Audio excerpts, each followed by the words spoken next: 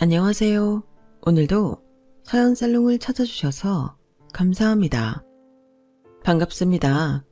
저는 결혼한 지 9년 차가 된 30대 후반 여성이에요. 저희 남편과는 약 4년간의 연애 끝에 결혼에 꼴이 나게 되었는데요.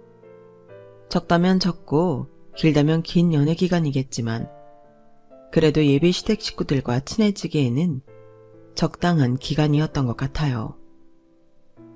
연애한 지 반년이 넘으면서부터 어머님께서 저를 한번 보고 싶다고 하셨고, 처음에는 그런 호기심이 부담스럽게 느껴졌지만 막상 만나보니 정말 친딸처럼 친근하게 대해주시는 모습에 저도 긴장을 금방 내려놓고 마음의 문을 열게 됐어요. 결혼 전까지 혼자 사는 저를 위해 틈틈이 반찬이나 김치 등을 보내주셨고, 저도 감사한 마음에 매년 명절이나 생신 때마다 고기 등의 선물을 보내드렸죠. 남편에게는 2살 아래의 남동생과 무려 9살 차이가 나는 여동생이 있었는데 동생들과도 금방 안면을 텄어요. 제가 연애하던 당시 여동생은 무려 갓 고등학교에 입학한 여고생이었어요. 입학한 지 얼마 안 돼요. 중학생 티도 아직 벗지 못한 귀여운 아이였죠. 덕분에 어린 시절부터 저희 남편과 도련님의 사랑을 독차지하며 자랐다고 들었어요. 저만 해도 저와 9살 차이 나는 어린 동생이 있다면 예뻐할 수밖에 없겠다 싶었죠. 사랑을 많이 받고 자라 그런지 애교까지 많은 성격이라 사춘기가 올 법한 나이임에도 오빠들과는 사이좋게 잘 지냈다고 하더라고요. 저는 연년생 오빠와 친구처럼 투닥거리면서 자라서 다 크고 보니 오히려 살짝 어색하고 서로에게 무관심한 사이가 되어서 남편의 형제관계가 좀 부럽더라고요. 저희 오빠와는 달리 천성이 다정한 남편과 시동생이 참 보기 좋아 보였어요. 게다가 제 주변 친한 친구들은 다들 언니나 여동생이 있는 친구들이 많아서 어릴 땐 많이 싸워도 커서는 세상에 둘도 없는 단짝처럼 지내는 걸 보다 보니 저도 늘 여동생이 갖고 싶다는 생각이 있었거든요. 나이 차이가 얼마 안 나는 시누이라면 부담이 됐겠지만 나이 차이도 많이 나는 여동생이라고 하니 부담보다는 설렘이 더 컸어요. 시누이에 대한 경계심이나 두려움보다는 잘 지낼 수 있을 것 같다는 생각이 들었어요. 그땐 저도 참 순진했던 거죠. 결혼 전에 어머님 아버님을 자주 뵌 것에 비해 시누이는 의외로 만날 기회가 많이 없었어요. 처음에는 고등학생이라 대학교 입시 준비를 해야 해서 바쁘다고 해서 그러려니 납득을 했죠. 그래서 도련님하고만 종종 만나서 밥도 사주고 금방 친해지게 됐어요.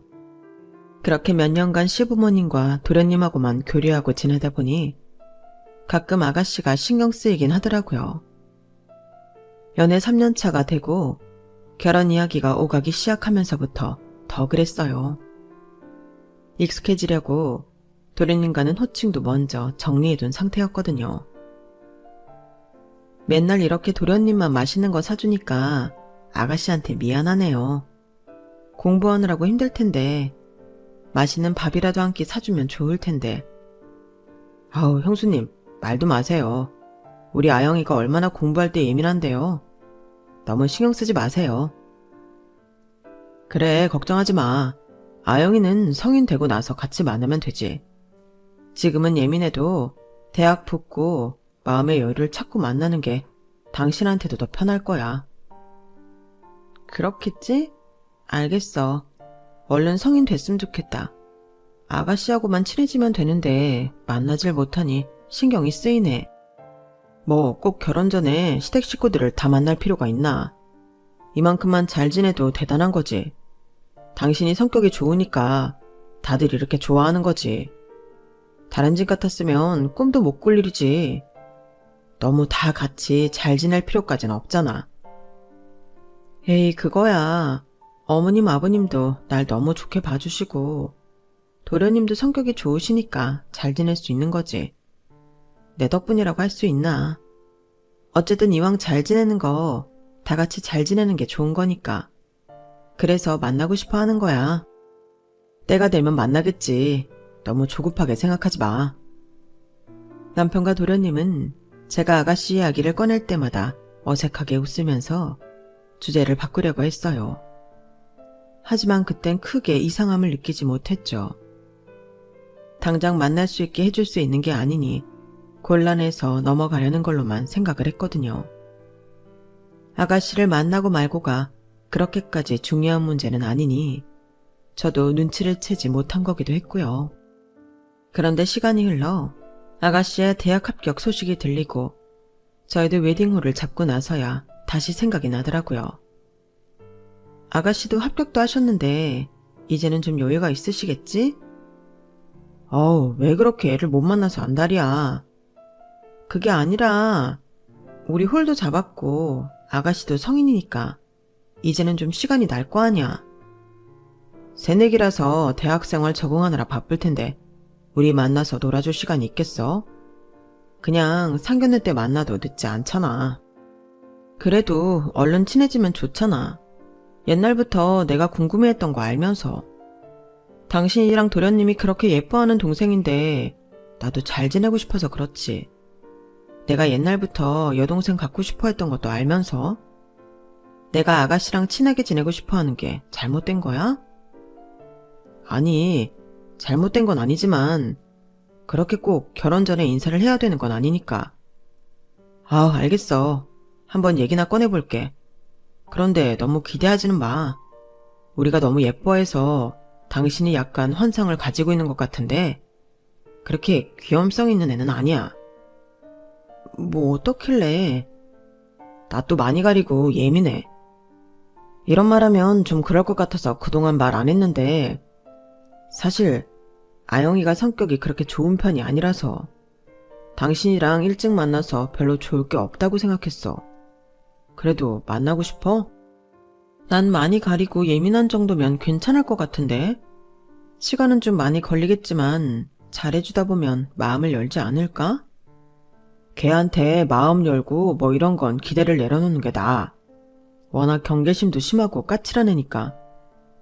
나는 솔직히 최대한 안 만나는 쪽으로 했으면 좋겠는데. 그럼 한 번만 만나보고 아니다 싶으면 내가 내려놓을게. 어차피 매도 먼저 맞는 게 나은데 나도 결혼 전에 아가씨가 어떤 사람인지 봐두는 게 낫지. 나랑 결혼 안 하겠다고 도망가지나 마. 뭐? 이제 와서 무슨 그런 농담을. 말이 그렇다는 거지. 장난치듯 말하긴 했지만 남편이 그렇게까지 이야기하니 내심 걱정이 좀 되기는 하더라고요. 그동안 못 만났던 이유는 다 핑계일 뿐이고 뭔가 다른 이유가 있겠구나 싶은 촉이 들었어요. 그래서 약속 날짜가 겨우 잡히고 나서 오히려 제가 그냥 약속을 취소해버릴까 고민도 많이 들더군요. 하지만 기껏 잡힌 약속을 취소하면 그 까칠하다던 신우이의 마음에서 더 멀어지기만 할 것 같아 마음을 단단히 먹었어요. 까칠해봤자 20살 여자인데 뭐 그렇게 어렵겠나 스스로 마음을 다독였죠.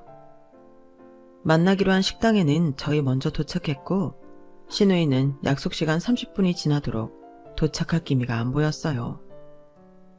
남편도 초조하게 시계와 핸드폰을 번갈아가며 붙잡더라고요. 아니, 얘가 왜 이렇게 전화를 안 받아? 수업 끝나고 온다며. 뭔가 사정이 있겠지. 사정이 있으면 문자라도 남기든가 연락을 받아야 할 거 아니야. 지금 벌써 30분이나 지났는데. 일단 기다려보자. 일단 사정이 있겠거니 마음을 차분하게 먹고 기다리려고 노력을 했지만 저도 불쾌하긴 하더라고요. 제가 일방적으로 만나자고 했다 보니 이렇다 할 불평을 하기도 좀 그래서 묵묵히 기다렸는데 무려 그로부터 20분이 더 흐른 후에야 남편에게 전화가 오더군요. 오빠 미안해. 나 거의 다 왔어. 새언니한테 조금만 기다려달라고 전해줘. 야, 너는 내가 처음 만나는 날부터 이렇게 연락도 없이 늦으면 어떡해. 우리가 얼마나 기다렸는지 알아? 그러니까 미안하다고. 이제 들어가. 빨리 와.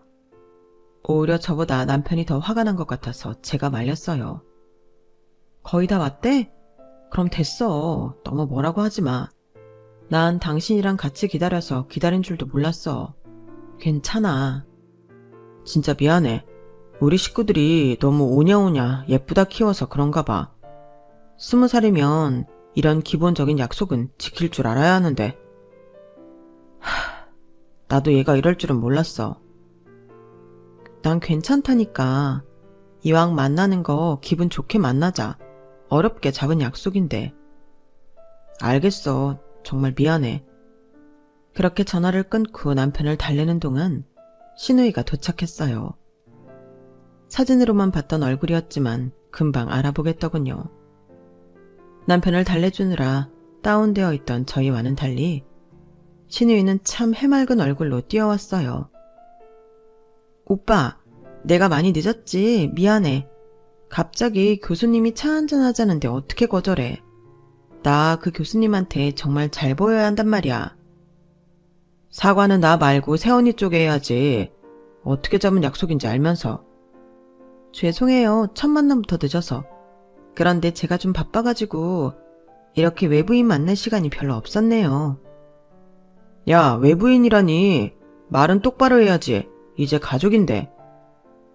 아니 오빠, 가족이라니.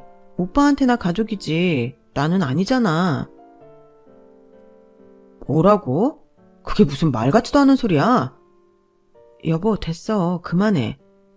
여보요? 아직 식장 들어가지도 않았는데 무슨 여보? 결혼식은 식장 들어가기 전까진 모르는 거라던데. 호칭이 좀 듣기 그러네요. 이게 진짜. 진정 좀 해. 아가씨는 아직 어리니까 듣기 좀 그러실 수 있지. 그래, 이 언니가 뭘 좀 아시네. 저 사실은 여기 별로 나오기 싫었거든요. 언니가 하도 저 보고 싶어 한다고 해서 억지로 나온 거예요. 왜 나오기 싫었어요? 오빠들한테 언니 얘기도 많이 들었고 언니 사진도 자주 보고 그랬는데 저는 언니 마음에 안 들었거든요. 언니도 아시겠지만 제가 오빠들이랑 워낙 친해서. 게다가 작은 오빠보다 큰 오빠를 더 좋아하거든요. 너 자꾸 쓸데없는 소리 하지 마. 당신 잠깐만 나가 있어. 오늘따라 왜 이렇게 화를 내? 초면임에도 당돌한 신우이의 태도에 당황스러운 건 저도 마찬가지였지만 남편이 옆에서 한마디 한마디에 반응하는 바람에 더 정신이 없었어요. 무슨 얘기인지 더 들어는 봐야겠는데 남편이 자꾸 화를 내니 자리를 잠깐 비켜달라고 했죠.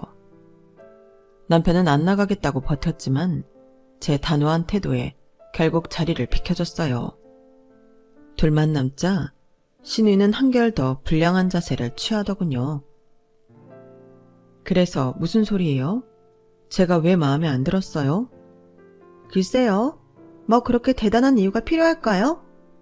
제가 저희 집에서 제일 좋아하는 게 큰오빠인데 큰오빠가 결혼을 해야 된다면 이왕이면 언니보다 더 집안 좋고 예쁜 여자이길 바랬어요. 그런 이유라고요?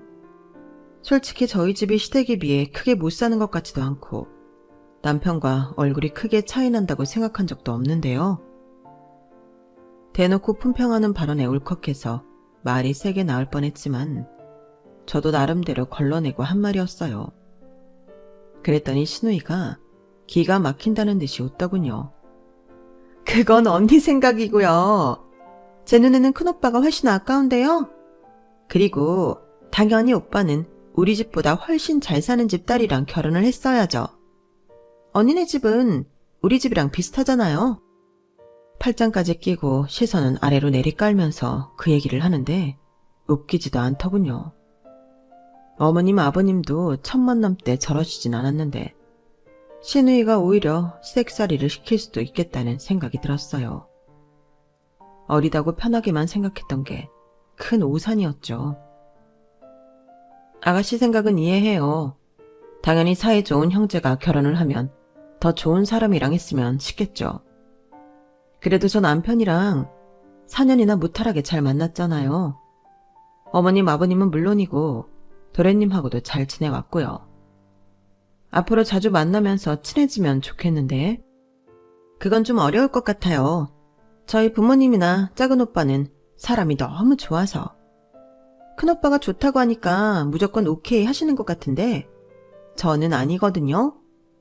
결혼 전부터 시댁 식구들이랑 친하게 지내서 시댁살이 편하게 하시려나 본데 꿈 깨세요. 제가 왜 그렇게까지 마음에 안 드는데요? 그냥요. 말했잖아요. 큰오빠라면 충분히 더 괜찮은 여자 만날 수 있을 것 같아서요. 도대체 괜찮은 여자라는 기준은 모르겠지만 하나만큼은 제대로 알겠더라고요. 왜 그렇게 남편과 도련님이 아가씨와 제 만남을 미루고 미뤄왔는지를요. 예민하고 까칠하다고 하길래 적당한 수준을 생각했는데 상상 이상이었어요. 구체적인 이유도 없이 계속 남편이 아깝다고 하는데 거기다 더 대화할 의지는 사라지더라고요. 아쉽게 됐네요. 더 괜찮은 여자를 만날 수 있다고 한들 결혼은 저랑 하기로 되어 있으니까. 아가씨가 이 부분은 좀 받아들여 주셔야 할 것 같아요. 내가 왜요? 나는 절대 언니를 제 새언니로 인정할 수 없는데요. 씩 올리고 나면 인정하든 안 하든 새언니라고 불러야 할 텐데요. 세상에 그렇게 떼쓴다고 다 해결될 나이는 지났잖아요, 아가씨. 불필요하게 감정 싸움 하지 말고 받아들일 건 받아들이는 게 서로에게 좋은 방향인 것 같아요. 그게 왜 서로한테 좋은 방향이에요? 언니한테나 좋은 방향이겠죠. 그럼 내가 세상에서 제일 아끼는 우리 큰오빠를 아무 여자한테나 보내놓고도 나보고 맘 좋게 굴라는 거예요? 가족끼리 등지고 살 거 아니면 사이가 나빠서 좋을 건 없으니까요. 무슨 말도 안 되는 소리예요. 제가 큰오빠랑 등을 왜 져요? 설마 이거 협박이에요? 협박이라기보단 아가씨 하기에 달렸죠. 저는 아가씨랑 친하게 지내고 싶었을 뿐인데 아가씨는 절 잘 알지도 못하면서 경계만 하잖아요. 딱 봐도 난 언니가 이렇게 나올 사람인 거 알았어요. 역시 내 촉이 맞네. 우리 큰오빠는 언니한테 주기엔 너무 아까운 사람이거든요. 우리 부모님도 그렇고요. 언니가 무슨 수작을 부려도 저는 안 넘어가요. 그러니까 이 결혼 엎으세요. 내가 왜 그래야 하는데요? 4년 동안 보자고 할 땐 그렇게 피하더니 이제 와서 이런 얘기하는 이유가 뭐예요? 여러 번 말해야 해요. 적어도 우리 큰오빠만큼은 제 기준에 마음에 드는 여자한테 장가 보내고 싶다니까요. 언니는 그냥 처음부터 아니었어요. 더 이상 말이 안 통하는 느낌에 저는 남편에게 전화를 걸었어요. 멀찍이 앉아서 대기하고 있던 남편이 허겁지겁 달려오더라고요. 얘기 잘 끝났어? 지금은 얘기가 안 통하는 것 같네. 아가씨, 다시 만날 때까지 생각 잘 정리하시길 바래요. 그때도 철없는 고등학생처럼 굴면 서로 곤란할 테니까요. 뭐라고요? 그게 무슨 뜻이에요? 가자, 여보. 저는 보란듯이 남편 팔짱을 끼고 가게를 나섰어요. 남편도 순순히 팔짱을 끼고 저를 따라 나오더라고요. 오빠, 나 놔두고 그냥 갈 거야? 나중에 연락해. 분해서 씩씩대는 아가씨를 두고 나오니 기분이 상쾌하더라고요. 제 딴에는 어렵게 만난 만큼 좋게 끝내고 싶은 만남이었는데 도저히 말이 통하지 않고 이유 없이 경계만 하니 이렇게 끝날 수밖에 없었어요. 남편도 얘기를 듣더니 그래도 그만하면 잘 끝냈다고 격려해 주더군요. 어릴 때부터 거의 남편이 키우다시피 했더니 본인을 친오빠 이상으로 생각하는 경향이 있는 것 같다고 하더라고요. 아직 어려서 그런 것 같은데 나이 좀 먹고 자기도 애인 생기고 하면 나아질 거야. 그때까지만 당신이 좀 참아줘. 그래야지 뭐 어쩌겠어. 그래도 오늘 만나보길 잘했네. 나에 대해서 저렇게까지 거부감이 심한 줄은 몰랐어. 미리 알고 있는 게 낫지. 이럴까봐 그동안 못 만나게 한 거구나. 미안해. 나도 많이 타일러 봤는데 막무가내라서. 그러게 막무가내긴 하네.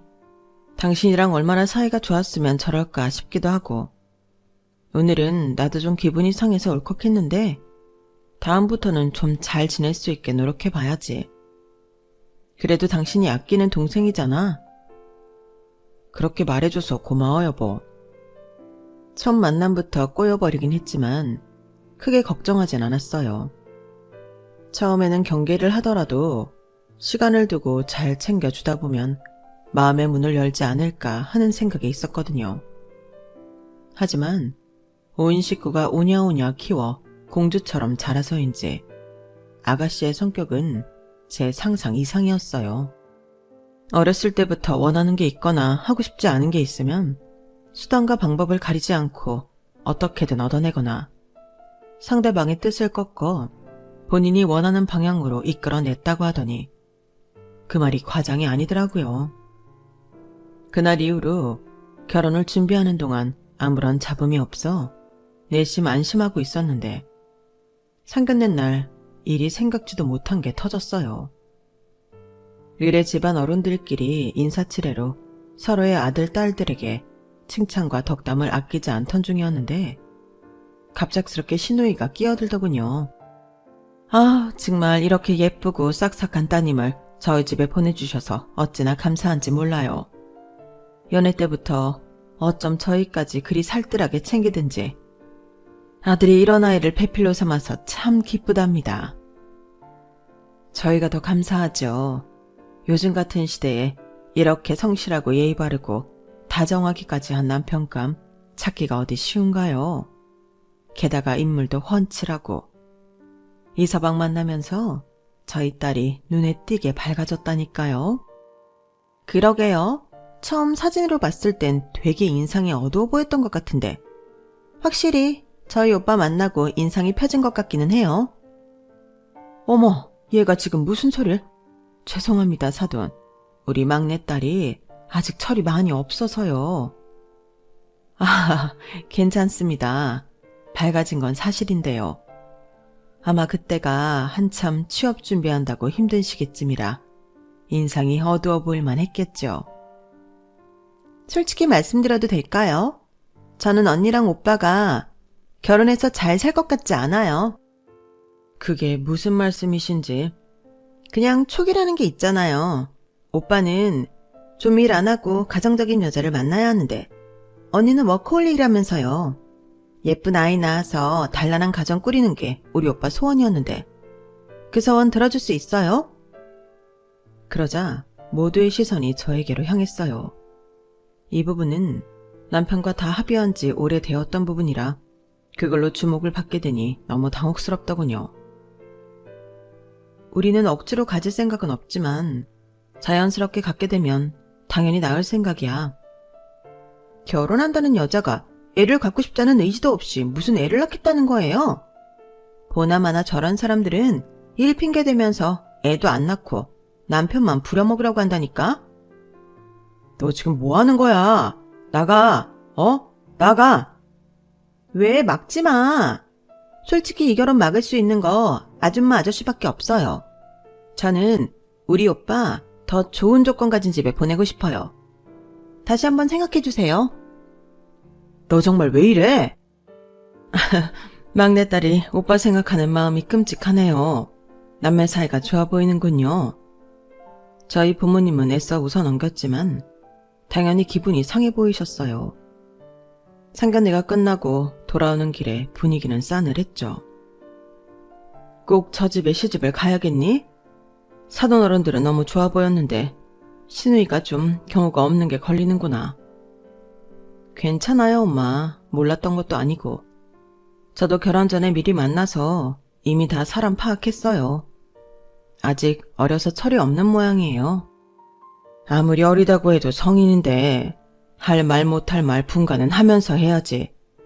나이도 한참 어린애가 말하는 꼴을 보니 보나마나 시집가면 상당히 괴롭힐 것 같은데 윗사람한테 시집살이 당하는 것도 아니고 아랫사람한테 당할 생각을 하니 엄마 아빠는 가슴이 미어진다. 걱정 마세요. 저도 당하고만 사는 성격 아니잖아요. 시누이 저래도 시부모님은 정말 다시 못 만날 정도로 좋은 분들이고 도련님도 성격 좋으세요.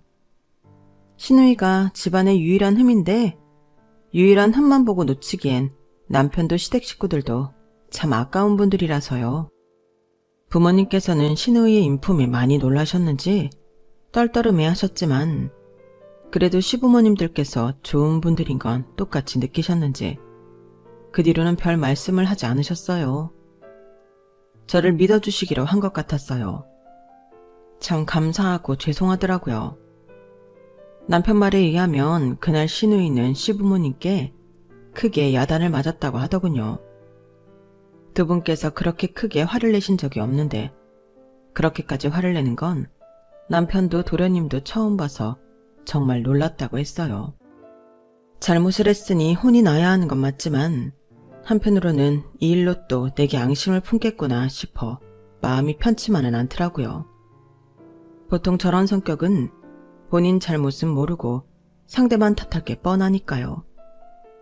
게다가 저도 첫 만남 때만 해도 결혼하고 나면 시누이와 천천히 관계를 회복할 수 있을 거라는 희망을 가졌었는데 이렇게 중요한 상견례 자리마저 깽판을 쳐버리니 저도 인간인지라 시누이가 밉더라고요. 이 와중에 남편마저 시누이 편을 들었더라면 정말 결혼을 파토냈을지도 모를 일이지만 다행히 남편은 완전히 제 편을 들어줬어요. 워낙 집에서 막둥이로 공주처럼 커서 완전 멋대로야. 정말 미안해. 다신 이런 일 없게 할게. 당신이 잘못한 것도 아닌데 뭘. 괜찮아. 다행히 그 사건은 남편이 저희 집에 부모님께 사과를 드리러 방문함으로써 잘 마무리가 되었어요. 그렇게 우여곡절 끝에 무사히 결혼까지 골인을 했죠. 결혼식 때 시누이는 신부 대기실에 들어오지도 않더라고요. 마지막 가족 사진 찍을 때에야 겨우 얼굴을 비췄어요. 그것도 아주 못마땅한 얼굴로요. 보자마자 저도 기분이 확 상했지만 좋은 날인지라 그날만큼은 기분 망치고 싶지 않아서 시누이를 못 본 척 투명인간처럼 대했어요. 다행히 결혼날은 워낙 사람 대할 일이 많다 보니 시누이의 똥 씹은 표정 같은 건 금방 잊혀졌죠. 어쨌든 결혼을 한 후에는 시누이가 저를 대놓고 경계를 하고 꼽을 줄 때도 있었지만 그럭저럭 잘 참아 넘겼어요. 시부모님이나 도련님도 제 편을 빠르게 들어줬고 저도 일하는 사람인지라 귀한 휴일을 싸우면서 보내고 싶지 않아서 기분 상할 만한 말들은 못 들은 척 하면서 넘어갔죠. 그렇게 시누이와 어색하고 불편한 사이로 지낸 지 4년쯤 되던 날이었어요. 아직 20대 중반밖에 안 된 시누이가 갑자기 결혼을 하겠다며 웬 남자를 데리고 온 거예요. 그런데 남자가 시누이와 9살 차이가 나는 저희 남편이랑 동갑이었어요. 시댁에서는 당연히 난리가 났죠. 결혼하려면 한참 남은 나이에 30대가 훌쩍 넘는 남자를 만나겠다고 하니 집안이 뒤집힐 만도 했어요. 시댁에서는 무려 몇 달 동안 시누이의 결혼을 반대했지만 막내딸의 고집을 끝내 꺾지는 못했어요. 결국 어떤 남자인지나 보자 해서 집에 데리고 왔었는데 나이만이 문제가 아니더군요. 직업도 불분명한 데다 모아놓은 돈도 전혀 없어서 집은커녕 결혼식 비용조차 마련할 수 있을지 의문이었어요. 방문 후 집안 분위기가 더 안 좋아지자 결국은 자존심 다 굽힌 건지 저한테까지 도움을 요청하더라고요. 새언니가 한번 얘기 좀 잘해주세요. 엄마 아빠도 오빠들도 언니 얘기면 잘 듣잖아요. 네? 새언니가 나서서 설득 한번 해주세요. 아가씨, 저도 명분이 있어야 설득을 해드리죠. 아가씨는 아직 나이도 어리고 굳이 벌써 결혼할 이유 없어요. 나이가 많은 만큼 미래에 대한 준비도 되어 있는 남자였다며 모를까. 경제적 기반 하나 없이 곱게 키운 아가씨를 데리고 가겠다는데 어떻게 좋아하시겠어요. 그래도 같은 여자니까 제 맘 아실 거 아니에요. 한 번만 도와주시면 제가 절대 은혜 안 잊을게요. 네? 아가씨는 제가 이 집에 들어오는 거 반대했으면서 저한테는 아가씨가 좋아하는 사람이랑 결혼할 수 있게 도와달라는 거예요? 그땐 진짜 제가 아무것도 몰랐어요. 죄송해요. 결혼을 반대하는 게 이렇게 슬픈 일인지 몰랐어요. 갓 20살 된 애가 뭘 알겠어요. 그땐 저희 오빠가 너무 아까워 보여서 그랬는데 사람이 그렇게 조건으로 비교질하면서 할 수 있는 게 아니란 걸 알았어요. 그 와중에 하는 말도 비교질 같아서 은근히 기분이 상했지만 그동안 콧대 높여 저를 깔보고 무시하던 신우이가 이렇게 눈물 콧물 흘려가며 부탁을 하는 모습을 보니 참 한심하기도 하고 안쓰럽기도 하더라고요. 객관적으로는 누가 봐도 나이가 훨씬 어린 신우이가 한참 아까운 게 맞았지만 솔직한 제 심정으로는 그리 아깝지도 않았어요. 결혼하고 나서 봐온 신우이 성품상 어디 가서 좋은 남자 만나기도 힘들어 보였고 개인적으로 끼리끼리라는 말을 믿었거든요. 본인이 저런 남자 만날 수준밖에 못 되니 만나는 거라 여겨져서 전 별로 아가씨가 아깝지 않았어요. 그래서 그냥 이걸 기회로 삼기로 했죠. 지금 이럴 때 아가씨를 도와주는 척하고 아가씨와 표면적인 관계라도 회복해 두고 싶었거든요. 그래서 시부모님과 아가씨가 싸울 때 시부모님께 미움받지 않을 선을 아슬아슬하게 타가면서 은근하게 아가씨 편을 들어줬어요. 그리고 아가씨가 부모님과 크게 싸우고 우울해하는 날은 남모르게 위로도 조언도 많이 해줬죠. 그랬더니 의지가 됐는지 제 말을 잘 듣는 척하기 시작하더라고요. 아가씨의 결혼 문제로 시댁이 뒤집힌 것과는 별개로 저는 아가씨와 사이가 전보다 괜찮아지는 바람에 시댁 생활이 훨씬 수월해졌어요.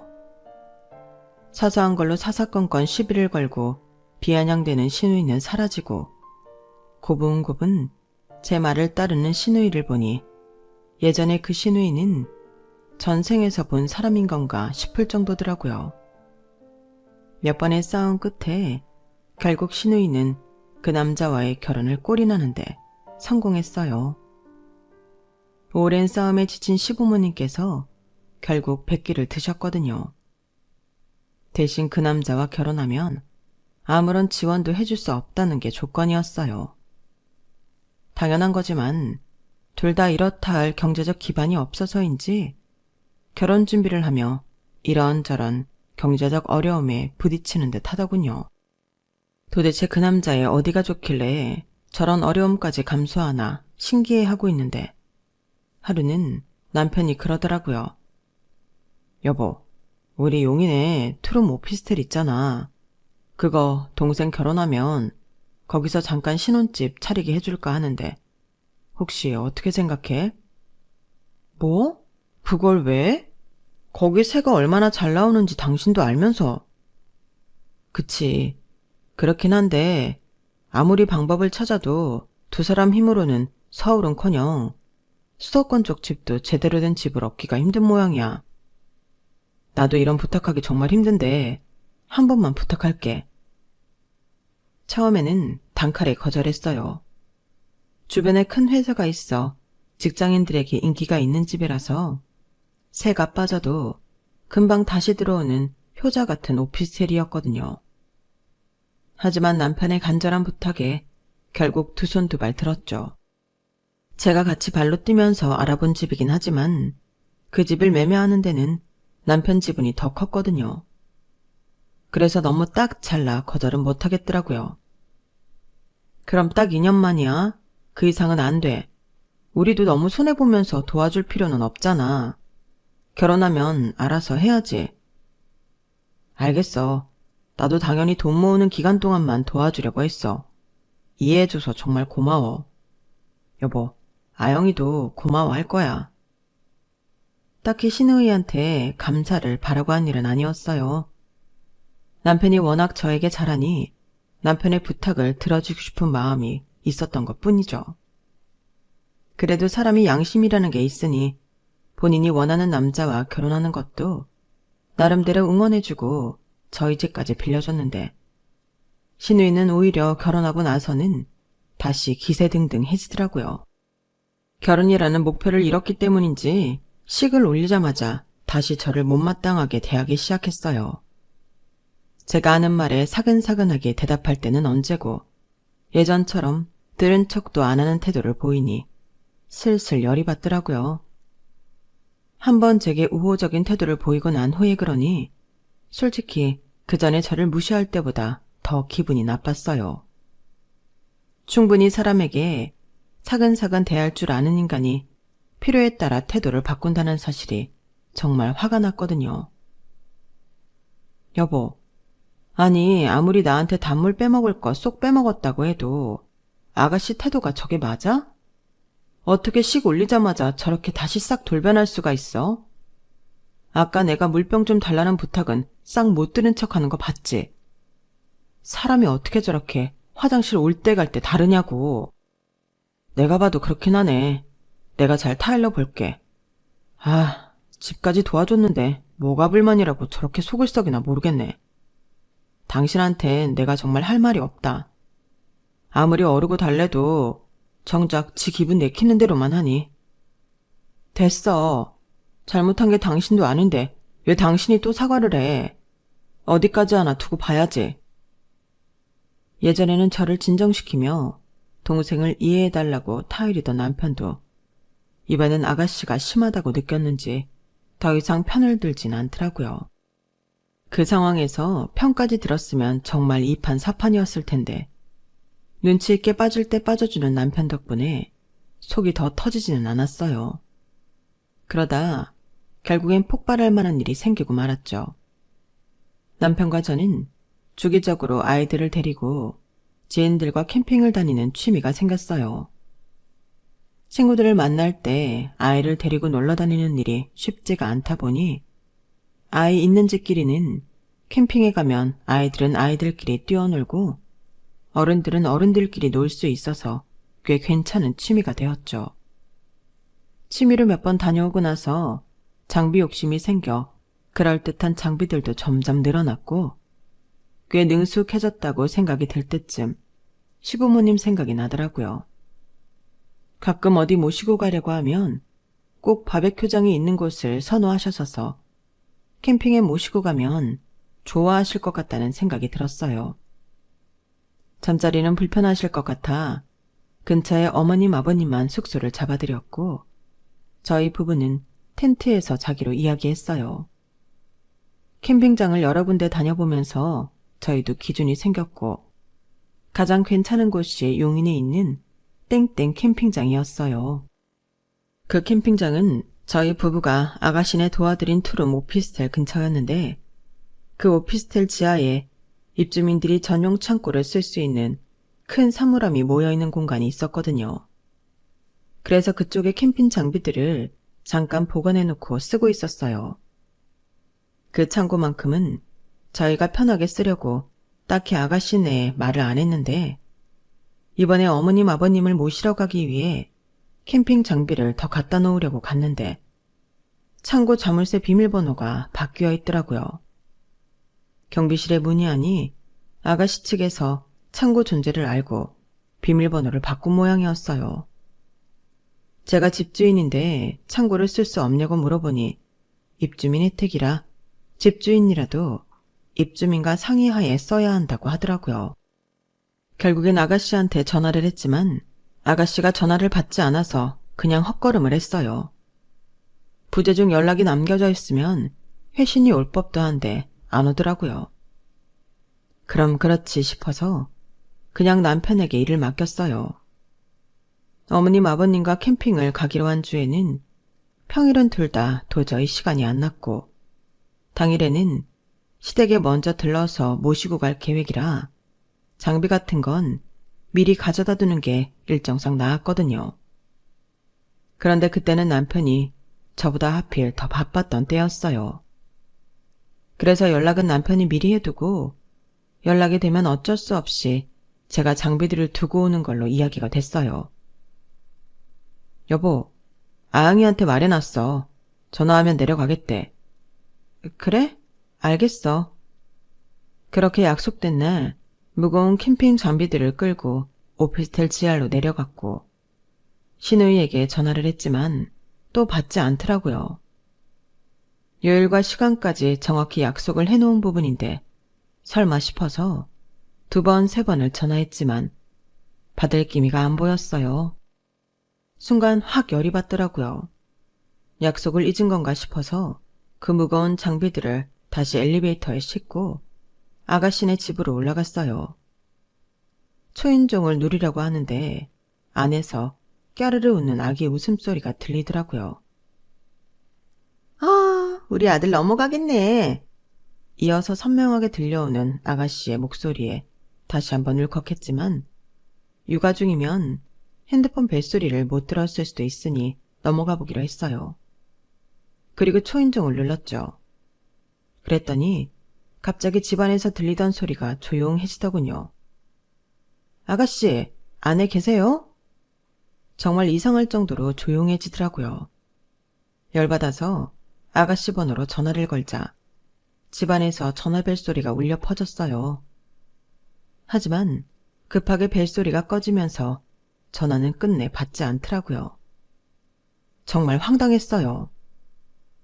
아가씨, 집에 있으시잖아요. 오늘 이 시간에 창고 좀 쓰겠다고 했잖아요. 다 이야기 됐던 건데 잊은 거예요? 다시 한번 초인종을 누르자 인터폰이 연결됐어요. 답답한 마음에 쏘아 붙이듯 말하자 안쪽에서 잠깐 침묵이 흐르더군요. 알았는데 지금 나가기가 좀 곤란해서요. 그냥 그 앞에 두고 가세요. 남편 오면 갖다 놓으라고 할게요. 복도에 그냥 두기엔 짐이 많아요. 오피스텔 복도 좁은데 민폐잖아요. 장비도 다 비싼 건데 누가 훔쳐가기라도 하면 어쩌려고. 문 좀 열어봐요.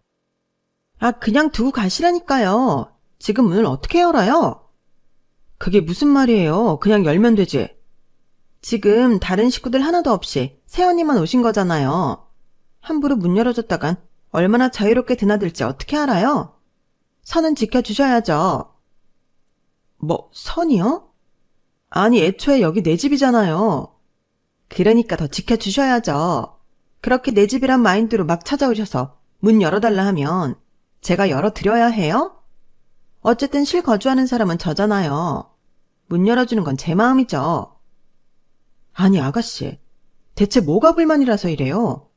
어머님, 아버님이 아가씨 결혼 반대했을 때도 유일하게 편 들어줬고 아가씨가 돈 없다고 해서 내가 남편이랑 발로 뛰면서 알아보고 투자한 집도 선뜻 내줬는데 지금 저를 이렇게 문전박대해도 되는 거예요? 뭐 도와주신 건 고맙지만 그건 저보다 어른이신데 당연히 해주셔야 하는 부분이죠. 어려울 때 돕는 게 가족 아니에요? 그럼 지금은 왜 문도 안 열어주는데요? 이것들 가져오느라고 얼마나 고생했는진 알아요? 누가 그 고생 하래요?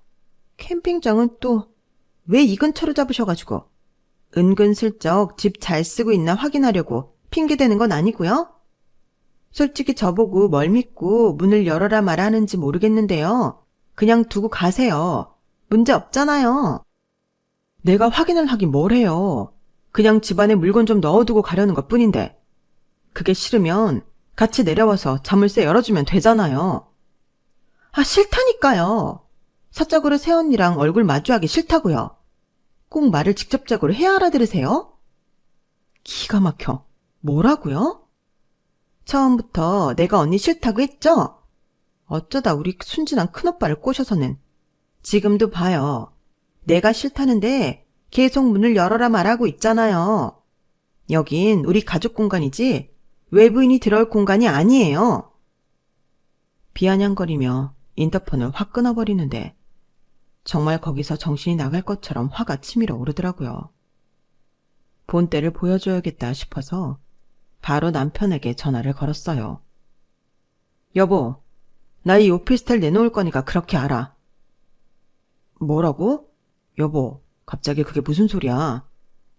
말이 2년이지. 우리 계약상으로는 1년밖에 계약 안 해놓은 거 알지? 벌써 기간 다 끝나가. 나는 아가씨한테 더 지원해줄 마음 없어. 그러니까 그렇게 알고 아가씨한테 기한 맞춰 나가라고 해. 여보, 무슨 일이 있었길래 그래? 진정 좀 해봐.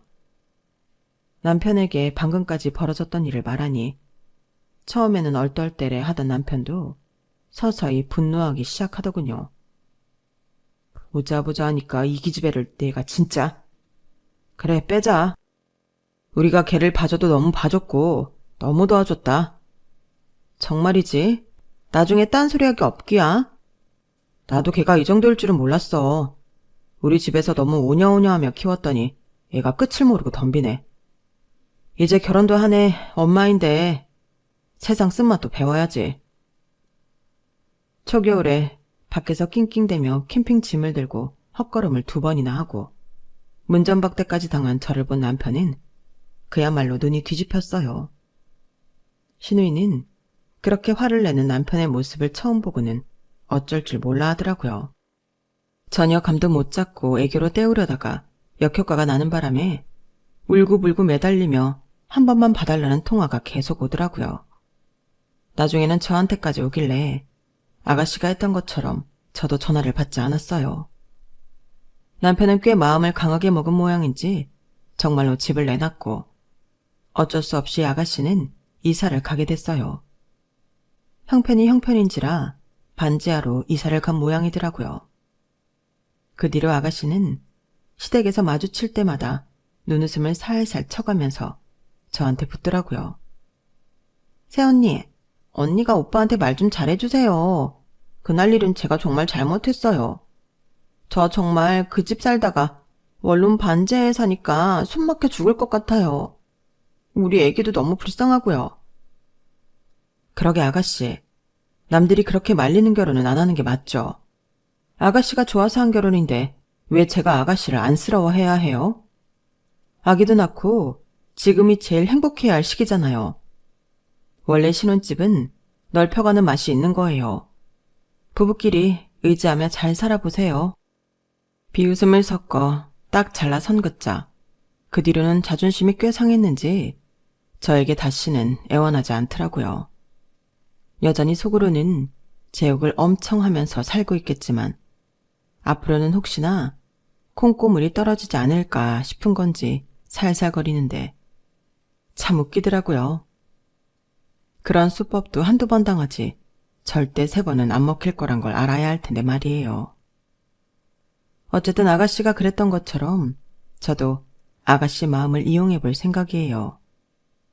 협조적으로 나오면 다시 그 집에 들어가 살 수 있게 해줄 것처럼 계속 희망 고문이나 하려고요.